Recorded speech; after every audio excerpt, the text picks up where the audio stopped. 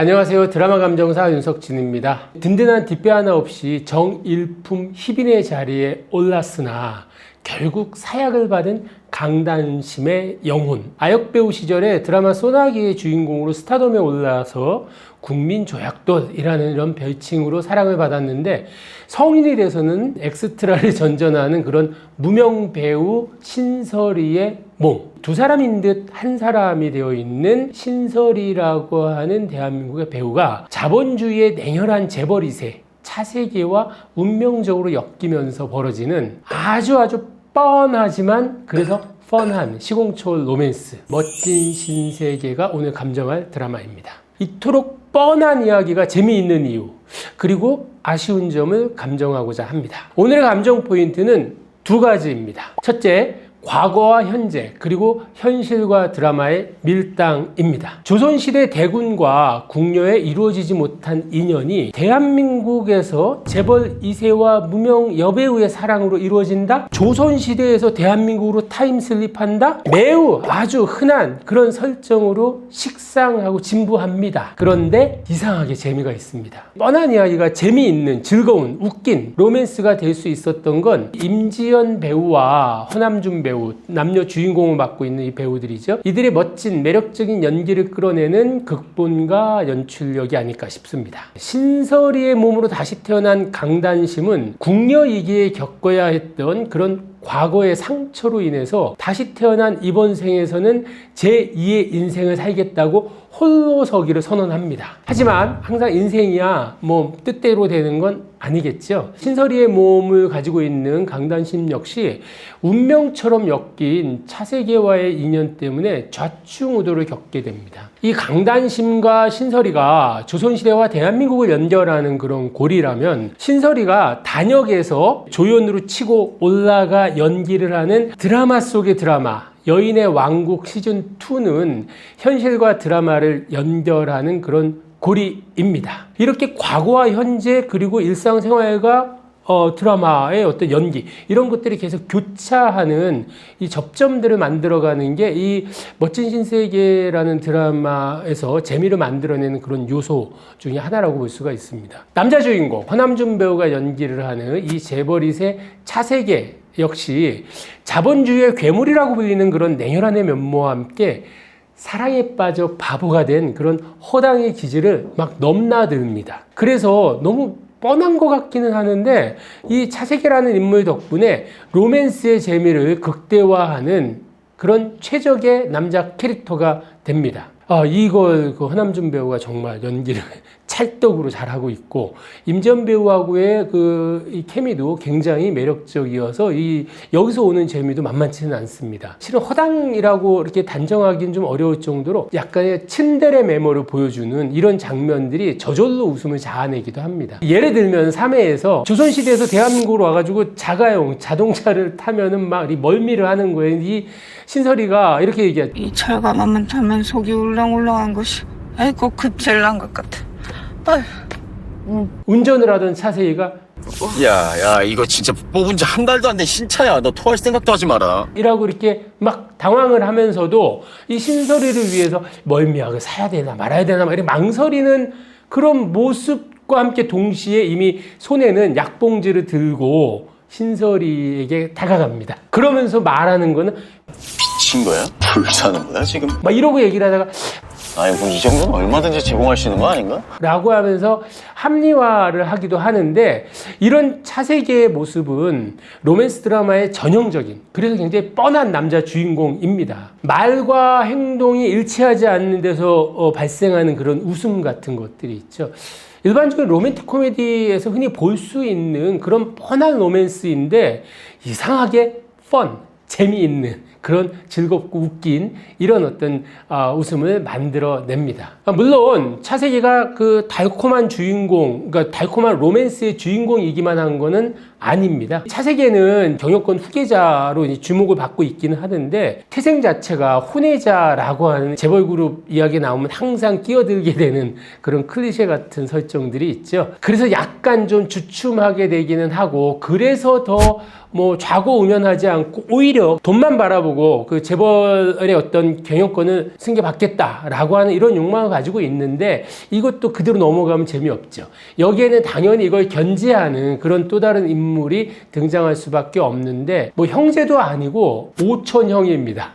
이 오촌형의 견제를 받게 되죠. BOJ 그룹의 경영권 승계를 두고. 근데 이런 상황들이 조선시대 궁중 암투에 희생되었던 이 대군의 상황과 맞물리면서 굉장히 처연한 그런 비극의 주인공이 되기도 합니다.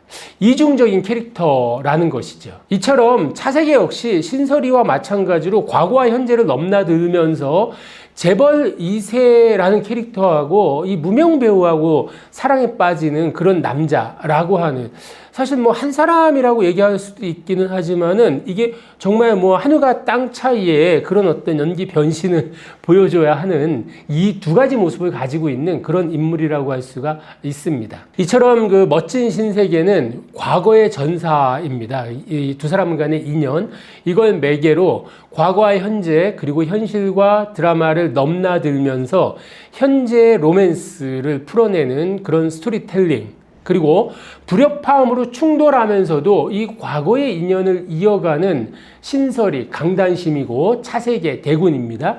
이들의 어떤 이거 두 가지 캐릭터가 같이 복합적으로 얽히면서 만들어지는 캐릭터 연기, 그리고 이걸 굉장히 경쾌한 감각으로 영상화하는 그 연출까지 작가와 감독 그리고 배우, 이른바 작감배의 조합이 빛나는 그런 드라마이고, 이 지점이 멋진 신세계가 재미있는 그런 드라마가 될 수 있는 요건이라고 이제 감정을 할 수 있습니다.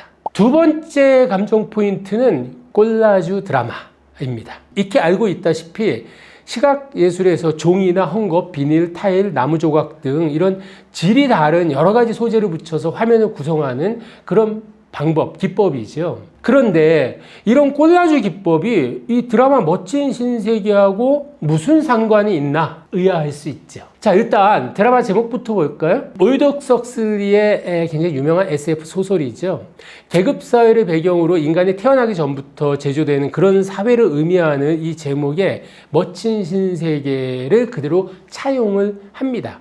여기에다가 남녀 주인공 신설이의 신과 차세계의 세계를 결합해서 드라마적인 의미를 또 부여하고 있기도 합니다. 조선시대에서 대한민국으로 타임슬립한 인물들의 사랑이 과연 멋진 신세계를 만들지 아니면은 헉슬리의 그 소설에서처럼 디스토피아적인 그런 미래가 될 수 있을지, 이거를 지켜보는 재미도 쏠쏠합니다. 이 지점에서 디스토피아 미래를 상상한 올더스 헉슬리의 소설 멋진 신세계라는 제목을 드라마로 콜라주한 뭐 이런 점들을 또 확인할 수도 있습니다. 멋진 신세계의 콜라주 기법은 이뿐만이 아닙니다. 자, 제가 한번 일단 열거를 한번 해보겠습니다. 유독 SBS의 그 드라마들의 흔적을 이 멋진 신세계를 많이 찾을 수가 있었어요. 앞에서도 한번 얘기를 했죠. 황순원 소설 원작의 드라마 소나기, 대하사극인 여인천하, 매야! 하던 이런 대사로 유명했었던 드라마 대하사극이죠. 여기에 또 장희빈이라는 사극도 있었고요. 또 사극 말고 시대극이라고 얘기하는 야인시대,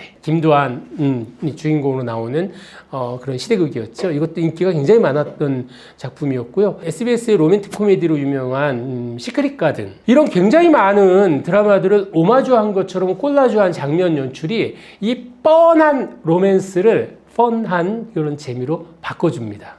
이뿐만이 아닙니다. MBC 드라마였죠. 내 이름은 김삼순. 그리고 또 그보다 훨씬 오래된 KBS의 주말 드라마였는데 사랑의 굴레라는 고두심 배우가 이 드라마로 KBS 연기대상에서 대상을 받았었거든요.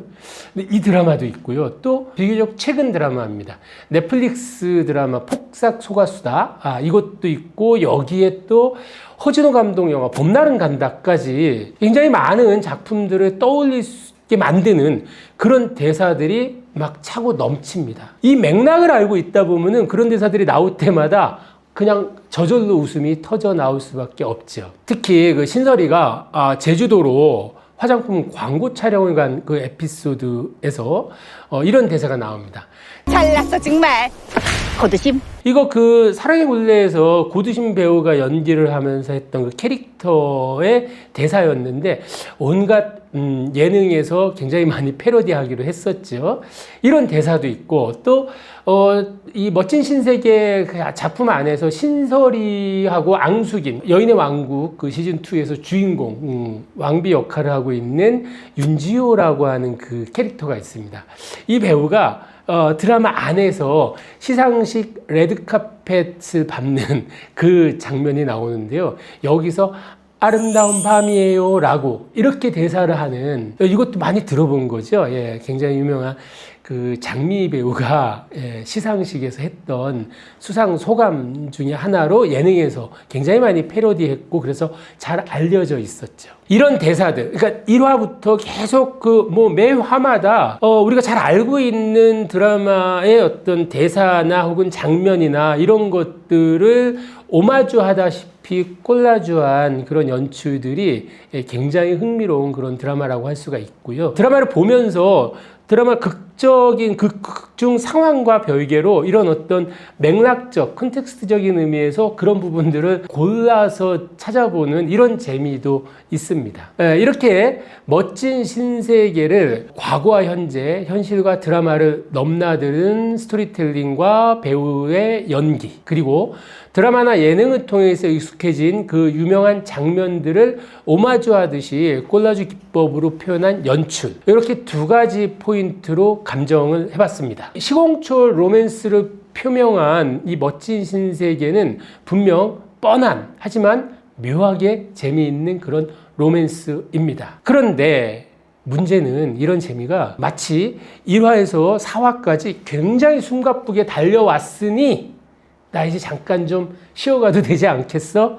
라고 하는, 이런 한호흡 쉬어가겠다라는 것처럼 5화하고 6화에서 무너집니다. 그래서 5화와 6화가 도대체 왜 필요하지? 거기서 뭐 쓸데없이 제주도 가가지고 광고 촬영하는 현장에서 뭐 이런저런 에피소드들이 있는데 거기서 막 광고 촬영을 끝내 신설이가 뭐 조선시대 판으로 뭐 와인하고 막걸리에 섞어가지고 막 폭탄주를 만들고 이러는데 전체 그 서사의 맥락으로 생각하면은 아무 의미 없는 그런 에피소드들로 2회차를 채운다라고 하는 게 상당히 아쉽습니다. 미니 시리즈 같은 경우가 1화부터 4화까지는 정말 영혼을 다 털어넣듯이 이렇게 쓰는데 그 다음부터 무너지는 경우들이 많은데, 이 멋진 신세계도 그런 어떤 점이 좀 아쉬웠다라고 하는 이런 생각이 들어서 이걸 계속 봐 마라 막 이런 생각까지 하긴 했는데 다행히 7화부터는 일정 부분 좀 회복이 되기는 했습니다. 하지만 5화, 6화에 이 버려지는 에피소드, 이것 때문에 작품 전체의 완성도에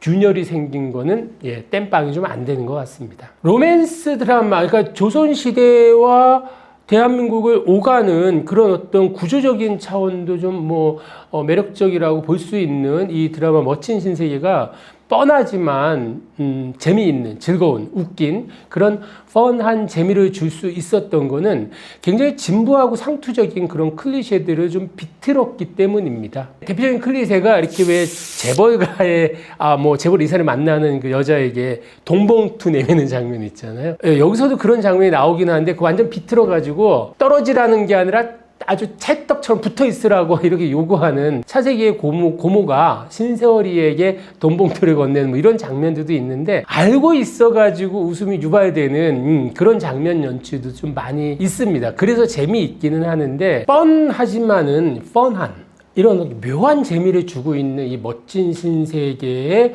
관전 포인트는 사실 이게 환생이라고 보기 어려운, 타임슬립은 타임슬립인데 환생이라고 하기도 어렵고 윤회라고 하기도 어려운, 근데 이런 것들이 뒤엉켜 있거든요.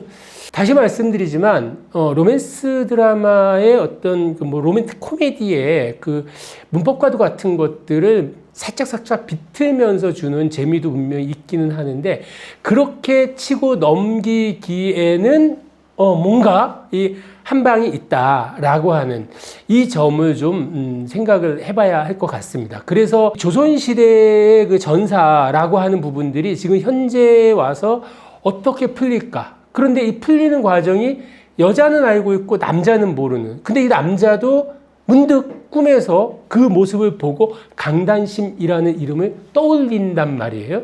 그래서 이들의 관계 속에서 알고 모르고라고 하는 좀 약간 아이러니한 이 부분들이 극적 긴장감을 끌어올리고 있는 것도 분명하죠. 네, 이렇게 보면은 멋진 신세계의 관전 포인트는 어느 정도 좀 잡히는 것들이 있기는 합니다. 하지만 앞에서도 말씀드렸던 대로 이 5화, 6화에서 다뤘던 그 제주도 에피소드 이 부분들이 좀 힘이 딸린 것 같기도 하고 좀 쉬어가는 페이지 같다라고 하는 생각이 들기는 하는데 애써 잘 이렇게 설계를 해놓은 것들에 이 삐걱거리면서 뭔가 주춧돌 하나를 빼버리는 이런 느낌이 들어서 굉장히 아쉽습니다. 그래서 이 드라마 멋진 신세계의 현재 감정가는 3,200원입니다.